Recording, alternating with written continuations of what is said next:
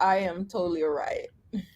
Hello and happy Tuesday. We are live today with It's All About Choices, Nutrition, Fitness, Weight Management Academy, taking a holistic approach. And I am excited.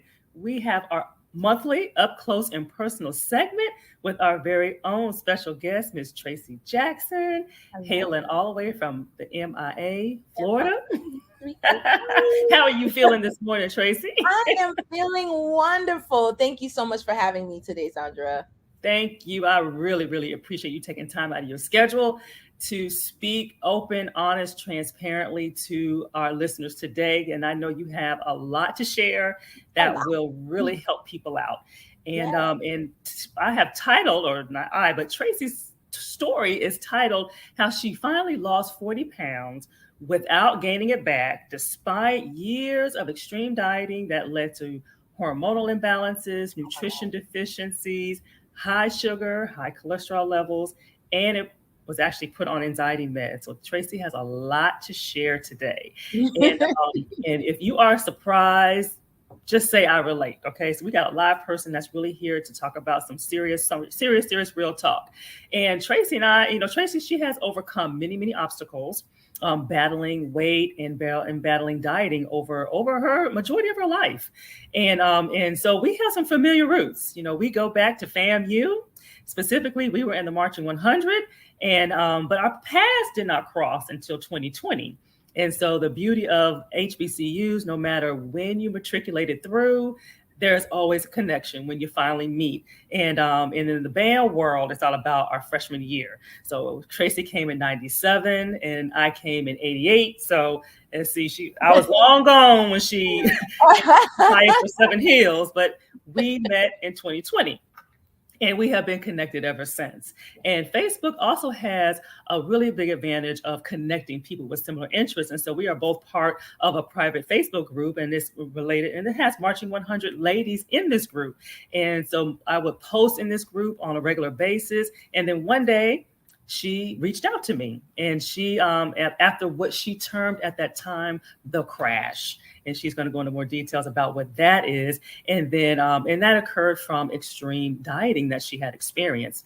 And so Tracy was at her highest weight just prior to our shutdown. Remember our shutdown back in March of 2020? And she stated she was around 290 ish. And then when we started together, she had actually come down to about 277. But she was stuck there. She was stuck there. And in a whole other lot of other things going on that she's going to share. And together we were able to get her down to 254. And that was around maybe February of 2021. And so the good news is she's been maintaining it. She has been maintaining that. I mean, she's around that 255, 260 Around that, weight. yeah. But that is, maintenance. That's really good because she didn't put it all back on. That was 36 pounds she had lost that she did not put back on. And so that is the beauty of it. And so for those who are tuning in and those who are listening in, I encourage you to chime in, ask questions, because I will be able to post the question. And so while Tracy's on, she can maybe address anything that you have, any questions that you have that are burning. I am getting my windows ready so that I can see you when you post any questions. And then we're going to jump right in, and we got one more window to get set up. And then I will be able to see your comments as you tune in. So feel free to say hello, and we're going to have some fun today, okay? And so tune in throughout. And so Tracy, share with everybody, your line of work and what you do. Okay. So I work within technology. I am a user experience designer. Actually, I'm a senior level user experience designer. I know a lot of folks are like, well, what's a user experience designer? Let's just say I design software for web applications and mobile apps, and also web applications as well. So that's the brunt of it. That's the gist of it all. To even make it a little bit more understanding, a little bit more for the layman's terms, like you have an architect that makes blueprints for buildings and skyscrapers and things like that. Think of me as an architect that makes blueprints for web applications, mobile apps, and desktop software, and all of that other great stuff. So yeah, Mm-hmm. that's what I do in a Oh, nutshell. I'm a nerd. I'm coming out of the FAMU CIS department, so I was there too. See? Small world. See, exactly. I Sorry. was there too. I was there too. My first Yes. career I was computer information systems. So this Yep. was the Me too. second I was career. information systems as well. And you got a shout out to Nikki. Listen, she is more than a freshman sister. That's my sister. All right. Awesome. That's Awesome. my Awesome. sister from another mister. So she giving you a Oklahoma. little love and support there. Yes. And so let's talk about, let's rewind a little bit. So at what age did your weight loss journey begin? Oh, geez. You know what? It really started fall 97. Let me tell you how it started fall 97. When I came home, everybody remembers how they came home from pre-drill looking, a little 10 shades darker and skinny. So that's exactly what happened. And my mom said to me, wow, you look so different. You look like a model. You're so slim. And I'm like, huh? And I just remember how that felt, clothes was falling off. I'm like, okay, cool. Let's fast forward. Right before senior year, I started picking up weight. Actually, right before graduation year, I started picking up weight. But again, I started doing unconventional methods to try to get the weight off. We all learned those unconventional methods throughout the years.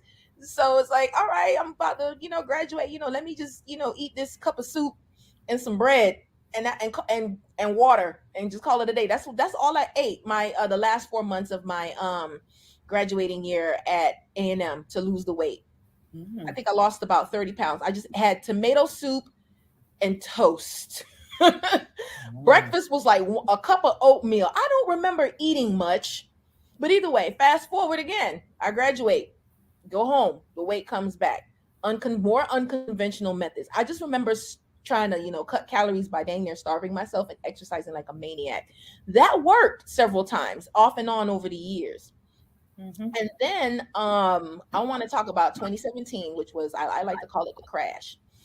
I was coming up to my 20th high school reunion and, a whole lot of things, great things going on. I'm like, I really want to finally kick this weight to the curb. I want to get the monkey off my back. I want to beat the bully. So I remember starting, I think it was this green smoothie cleanse, right? Did the green smoothie cleanse. And I did that I think the directions was just to do it like a week or 2 weeks or whatnot. I just did it. I just kept going. Month 1, month 2, month 3, I'm still like 2 smoothies a day with nuts and all that kind of other things during the day, and then a meal at night. And then it's not like I was just walking or doing like, small, moderate exercises. No, if any of you've heard of Orange Theory, it's like the cousin to CrossFit. It's like it's like the more cuter, more conservative cousin to CrossFit. So imagine doing those intensive exercises 3 times a week, barely eating, and I had a trainer on top of that. So I'm exercising 5 times a week, these intensive workouts, barely eating, and it worked, right? I lost a whole 45, 50 pounds. I went from 260 to 210. Now, for those that know me, I'm very tall. I'm 5'10". So if you're 5'10" and you're like 210, you're very slender, right? So that was me. I went on a cruise that summer. I went to my high school reunion. I was slim. Classmates didn't recognize me. Like, wow, Tracey, you look great. This, and all this other stuff. Went on a cruise. I wore my first bikini. I wore my first bikini at 40. I forgot how old I was when but first bikini. Never wore one of those before. Had it on. You couldn't tell me nothing. Then I remember Hurricane Irma coming around. Now this was like the most busiest time of life for me. I was working on a very stressful project that required me to travel back and forth from Miami to Chicago. At the time, I was working as a consultant with a top 5 firm. And I was traveling a lot. I had a very demanding boss, and there was this project was so high level. There were a lot of eyes on this project as well. And you want to factor in the fact that I was the only chocolate chip on the team. You always got to have that extra level of difficulty and everything. So only Black woman on the team, a lot of eyes on the project, demanding boss, traveling back and forth from Miami to Chicago, and then the hurricane comes. So I gotta Look out for my mom, look out for my brother, go put up shutters, just do everything and be everything for them. Now, I'm not eating during this time, or I should say, I'm just drinking these smoothie shakes, but I had a whole lot of stress going on. Then on top of that, they say, oh, this Cat 5 is coming. So I'm like extremely nervous, worried, scared, whatever. And I'm literally working on the assignments right up until the power goes off, because the client was located in Chicago. So it's like they don't really have a recollection of what a tropical cyclone like a hurricane can do, South Florida. So I'm already stressed out. The storm is storming outside. You know, my mom and my brother are here. I'm still barely eating. I remember drinking protein shakes during during the hurricane because I was scared to eat because I had lost so much weight and I didn't want to put on any weight. Okay, so then I had to travel back to Chicago after the storm was done. I remember when right the day before I left to Chicago, or if I got the call to go back to Chicago, I remember not eating still. I was drinking protein shakes at this time because couldn't do green smoothies because the power was in and out, in and out. Gotcha. So doing these workouts, burpees, running around the neighborhood, clothes still falling off. I felt great, but then again, I forgot I had to go to a wedding that Saturday, and then had to be back for a bridal. So it was just back to back to back to back to back to back to back to back to back stress.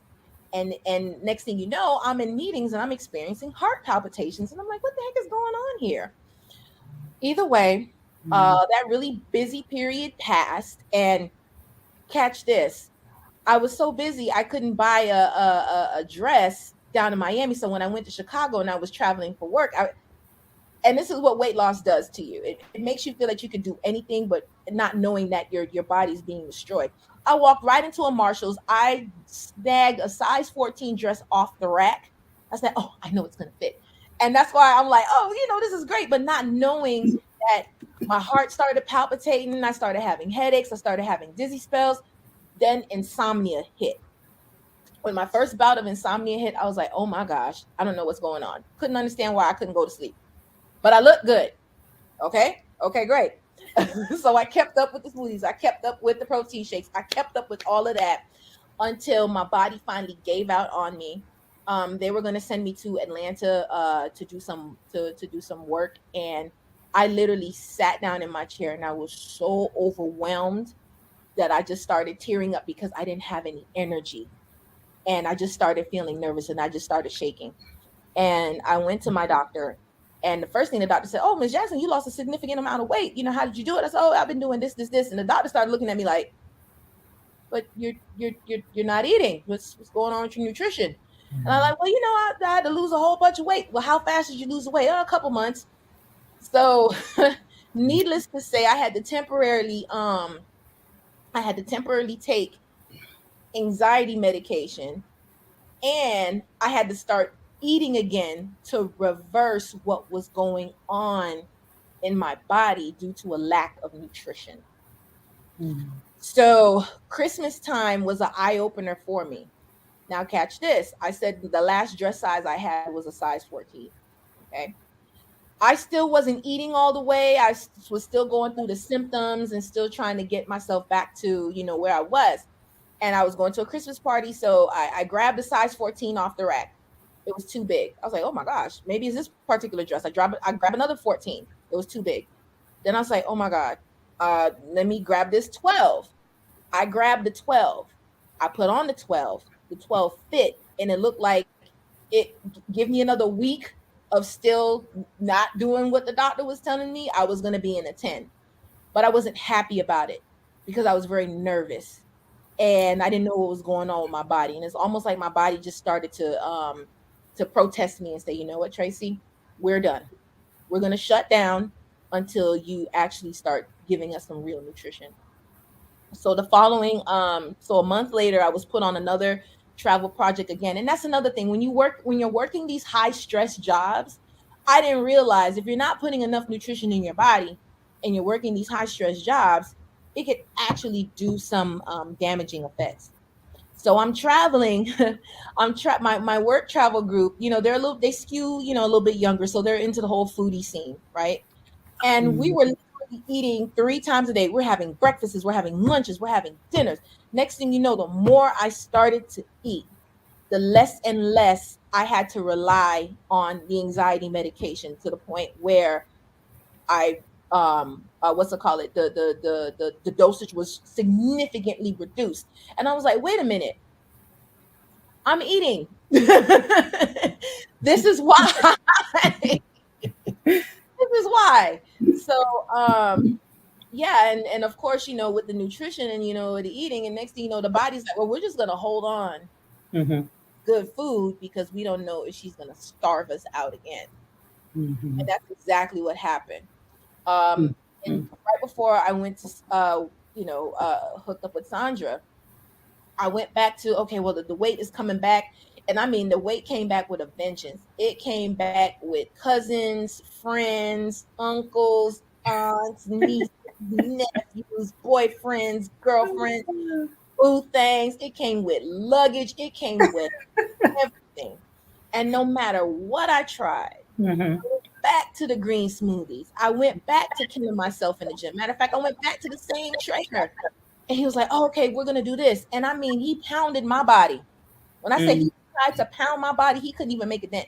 He's a power lifter. So he tried to have me, lift, like power lift with him to really get the body to jolt it to start. And no, I just got bigger and bigger and bigger and bigger and bigger. Wow. Wow. And the weight started going up and then going up and then going up. I'm like, but wait a minute, I'm not eating that much. I'm eating, 1,500 calories. Why isn't the weight going anywhere? And I was at a loss. And at that point, I was like, I have to see a nutritionist because I'm not doing something right. Yeah. And I even tried keto. I tried keto for a bit. It worked and then it stopped. Yeah. Go into details about the keto because you had mentioned I'm gonna do a Tracey quote. You said you detested eating more than once a day because you didn't want to gain weight. Yes, I did not want to eat.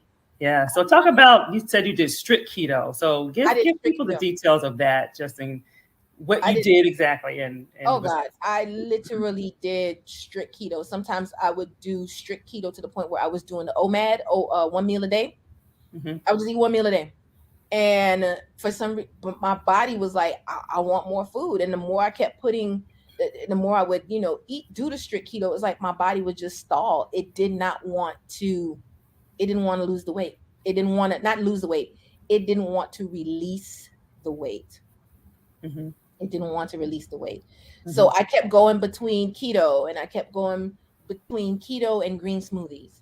Keto, green smoothie cleanse, keto, green smoothie cleanse, keto. I kept going back and forth between the two and nothing was working. I couldn't make a dent. I couldn't do nothing. And I really just started to get discouraged.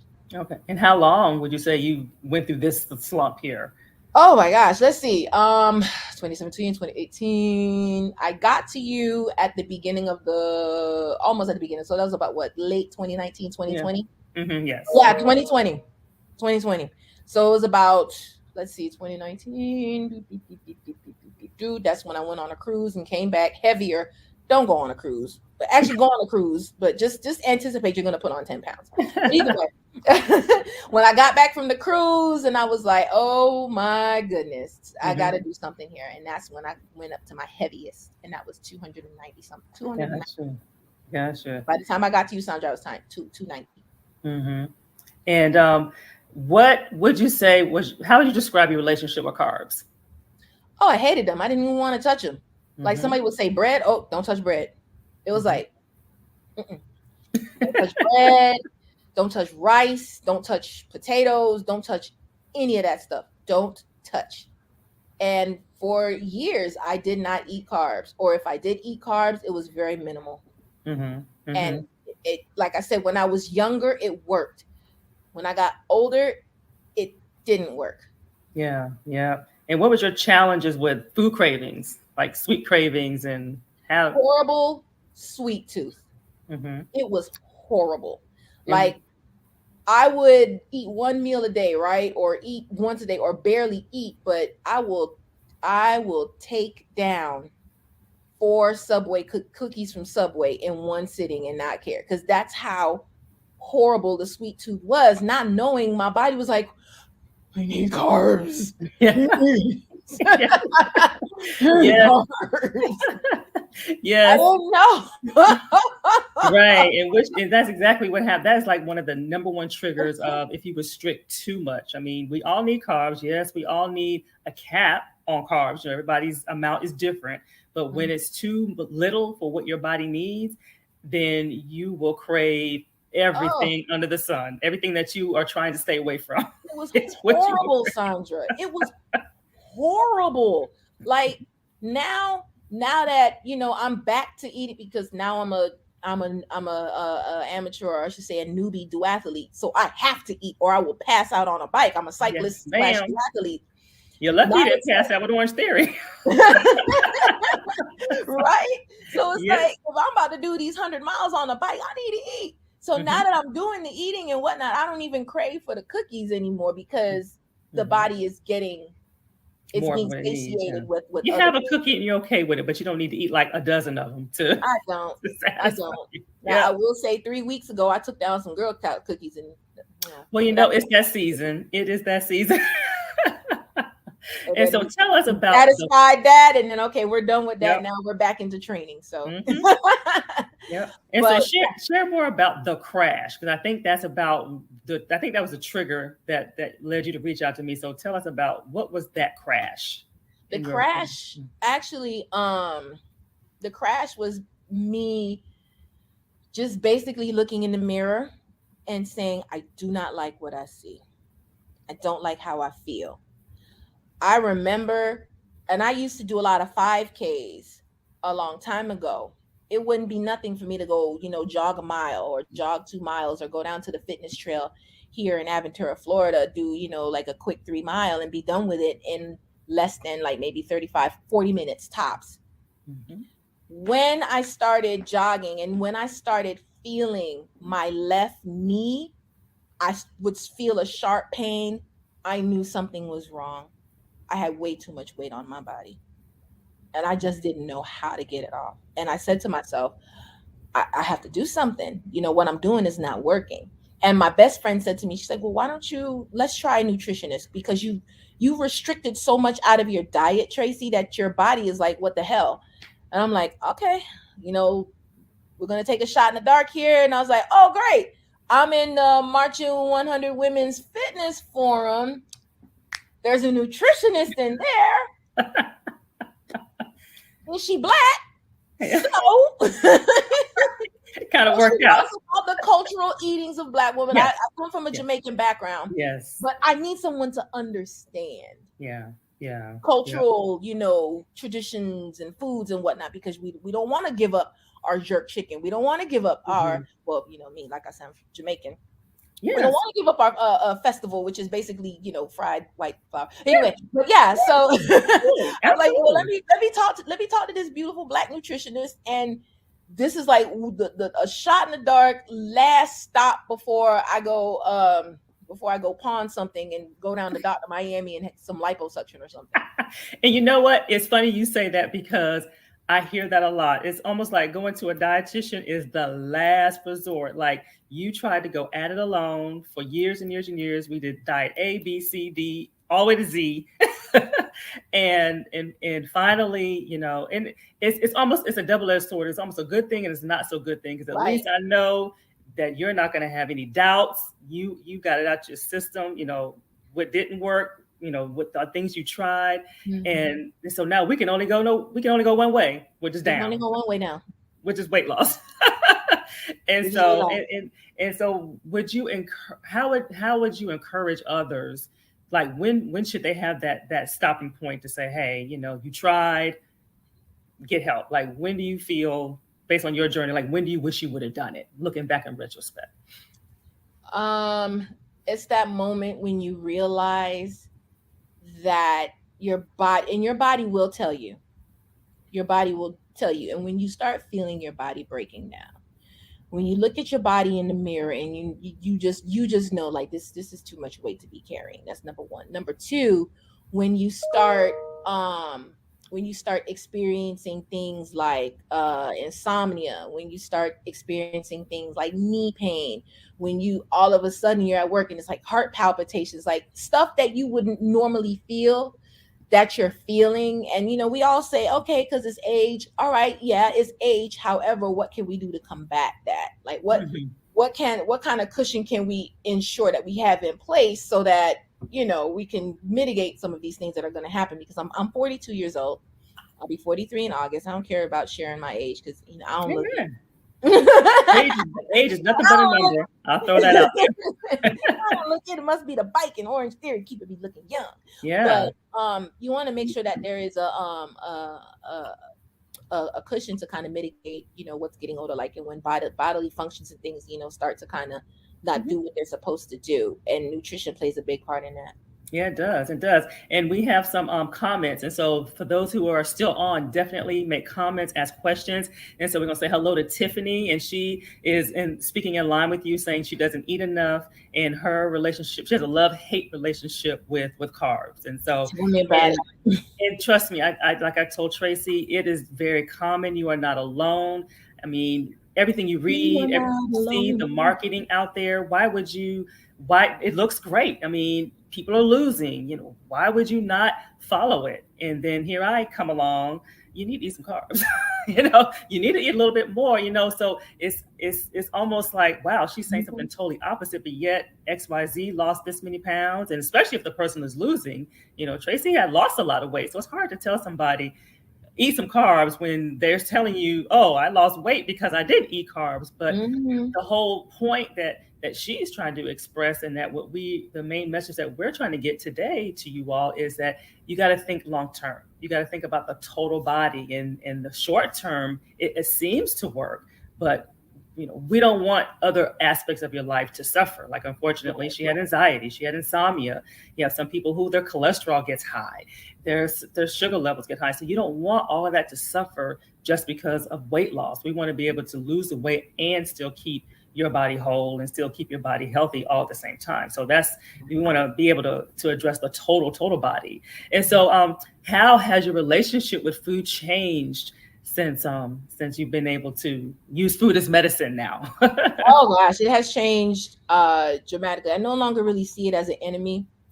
Good. I really look at it as medicine because, like I say, for those that do know me, I am a cyclist, and I have done several 100-mile and one-day rides. I ride 30 to 50. I ride 30 to 50 miles a week, several days a week.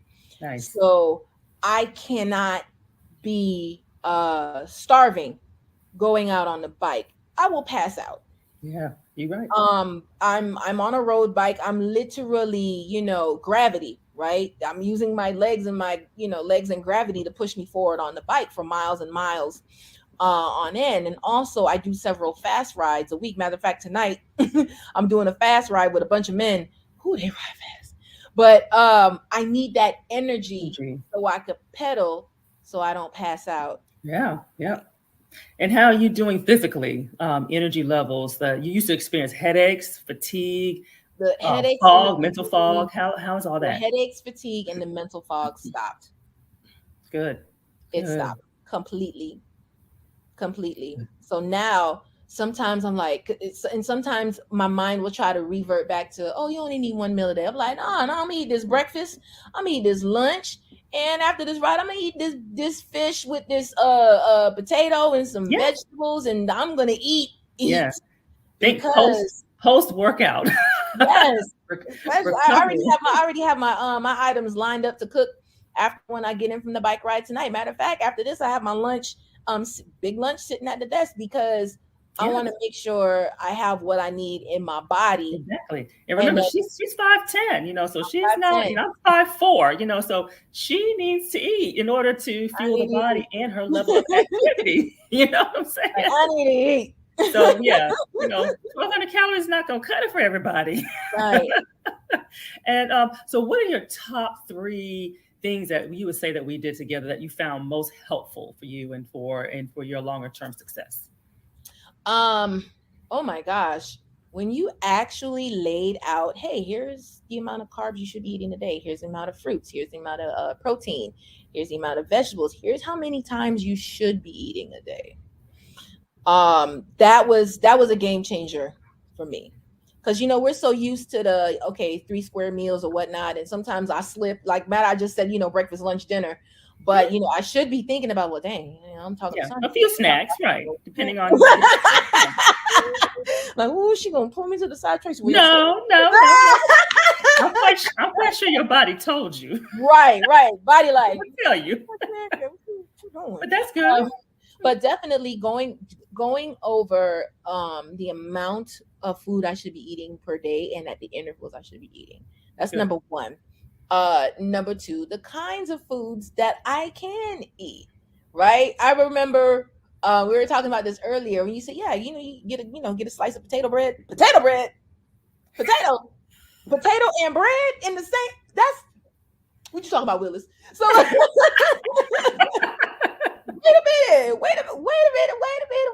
You said potato bread. I can eat a slice of that. Well, no. Yes, we had to fight a little bit. We had to tug of war a little bit with this. Yeah, we had to tug of war, because I was like, I'm not eating no potato bread. But just realizing that there's a world of food items that are open to you, and it's all in moderation. You're not going to be eating 10 slices of potato bread on one day. Right. You're not going to be eating like a slice of potato bread like every day, or it could just be interchangeable. But there's just so many options and just so many things to have and to try, that it actually becomes fun thinking of different combinations. That was the second thing. The third thing is the one thing, trying to break bad food habits.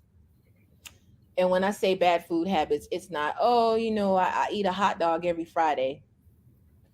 I mean, a bad food habit is I going to cut out this whole entire food group, and you can't make me add it back. It's kind of like having a healthier disposition towards food, and it's actually the patience and kind of changing the mindset. I mean, I know some folks will feel that, oh well, this particular eating regimen, it's working for me, okay, cool. Mm-hmm. Right. But there's gonna come a point where it may backfire, because if you notice when you go to the hospital, or if you notice when you go in a nursing home, I come from a family of medicine and whatnot, and when they feed you at the hospital, what do they give you? What does the dietary staff give you? They give you a carb, they give you a protein, they give you a vegetable, depending on what day, they give you milk, a juice, and sometimes soda. So I'm looking and I'm like, wait, so if dietary at these medical institutions are giving, this, then can't be bad. The red flag, right? It's like, right. What? Oh, yes. It can't be bad. Yeah, So I always say God created 5 food groups for a reason. There's a reason. We're human. We're not 4-legged animals. We are humans, so we have different needs, and it's there for a reason. And it works for you when we know how to work it. And so I always say, if the eating pattern is saying you got to cut out fruit for X amount of weeks, or you got to cut out a whole food group for 3 weeks, and then you slowly reintroduce this red flag. Red flag, because it doesn't take all that to get it going. And so since you keep taking out and reintroduce, eventually that the body's going to be like, nope. Yeah. And so since you've made these changes, because you have made a significant amount of changes, what would you say has changed for you? Like, what are you able to do now that you weren't able to do maybe prior to 2020? Like, what's different? Adding a carb to my lunch and my dinner option. I couldn't do that before. You couldn't pay me. You didn't think you could, right? I didn't think I could. You couldn't pay me. Couldn't pay me at all. But now I'm like, okay, I need a starch, carb, whatever. I need a carb, I need a veggie, I need a protein. Yeah. And also knowing how much protein, the fistful, and I even have I think I showed you the plate that I had with the sections. You did. Now it's like I have it ingrained in my head. My plate needs to look something like this, or my plate needs to look like that. Before it was plate would be just full with vegetables and like small piece of protein and Yeah, that yeah, like no carb. And then 3 hours later, I'm eating like 5 cookies. yeah. Which you're getting carbs just from a source Getting that's 2 not carbs from the working for cookies. you. From the Yeah. source that's not working. Well, but that even being said, so now you have more energy. You have a Yes. totally different outlook. You like what Yes. you see in the mirror. So what has that allowed you to do? Oh my That gosh. So let me tell you about being a cyclist, right? Um being a cyclist makes you keep your eating in check. I'm going to tell you why. We have to wear these very tight spandex clothing. We wear they're called kits, right? You wear the bottom, you wear the top, and I mean, it shows everything. Okay, it will even show the 10 cookies you had 2 weeks ago. Cough, cough. So it makes you okay? keep your eating in check. And like I said, I cycle several times a week, so I'm wearing this tight kit. So you at least want to look somewhat decent in your kit. You don't want to look like a pregnant cow. That's Yeah. number one. Number two, you also it's performance Yeah. on the bike. I know when I put on weight because I'm moving slower and I can't. Hmm. My pedal stroke isn't as snappy. It's Hmm. but when I've tightened it back up again, now my pedal stroke is bah, bah, bah, bah, bah, bah, bah, bah, it's rapid Okay. fire. Okay. Okay. So Awesome. mhm. Well, what words of wisdom do you have for those who are listening that were in your same position at one time? Like maybe they're experiencing headaches or they're tired all the time. They got the brain fog. They're frustrated because they're like, no matter what I do, this weight is not coming off and they're not understanding why. Like, what words of wisdom would you give to them? My words of wisdom would be to know that whatever extreme thing that you're doing to lose the weight, you're gonna have to do it. How you get it is how you keep it. And knowing that if you're barely eating, you're barely getting the nutrition that you need, there will be some medical consequences. Now, folks like to say, "Oh, well, beauty is pain. Beauty is not." Uh, it's painful when your doctor has to say, "I have to temporarily put you on Yes. medication because you lacking nutrition so much that there are certain bodily functions that are misfiring because you're lacking the nutrition that the body needs to make healthy cells push the blood through your body and regenerate itself when you go to sleep at night." Hmm. Yeah. So, I know a lot of my, I know a lot of my sisters will be like, "Well, Tracy, you don't understand. That's working for me." I'm gonna share my Right. story. What Right. I used to do, and when it stopped working, after a while, it's gonna stop working Right. because what Right. it is your body's going through like a shock. So you're shocking the body, and when the body's shocked, what's it gonna do? It's gonna try to remove anything that's in excess because it's in fight or flight mode, right? Exactly. So Exactly. you're removing the nutrition, you're removing, the certain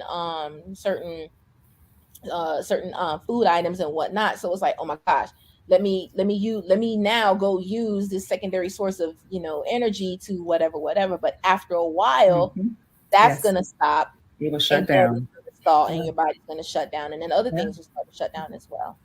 Yeah, absolutely. And that is so, so, so true. And I'm glad that you were willing to share this because, yes, it's very hard to tell a person, oh, I'm losing. This is working. Before I did this, it wasn't working. But you got to think about the longer term effects Long term. and how that's impacting your body. And I'm Yeah. so glad that you are no longer having anxiety. You're no longer having insomnia. Your meds Jesus! are, I think you're off of them now, or is it just really, really low now? Off. Off. Praise God, you off, Mhm. and all of that is just the power of food. And when it's done right, yes, you can have fun food. Yes, today's Taco Tuesday. Yes, Tracy's about to have her some tacos today. She Oh, should. Yes, you can enjoy your cookies from Subway. But the thing is, that's that 80-20 rule. And so we want to be food is for fun and food is for nutrition. And that's really what my mission is, what my ministry is, and what we're trying to in this talk, trying to relay that you don't have to go through such extreme measures to get the job done. And you want to stay ready. Tracy's of now course. on trouble. She's going to stay ready, not, oh, I want to get into this dress in 3 months, so I got to lose 50 pounds. Stay you ready. know, That's how I was able to put on that red dress. I was like, I could fit this. I yes, could fit it. Whew. Oh hmm shoot. Yes. So thank you so much, Tracey, for tuning Thank in. you. You are such a blessing. Your story, I know is helpful. You got a lot of good comments here. A lot of people was thankful that you shared your story. And you got a comment about saying they're glad that you do not have headaches and fatigue Oh, Jesus. anymore. And so, again, you were very inspirational. And so I thank you all for tuning in, and definitely share this.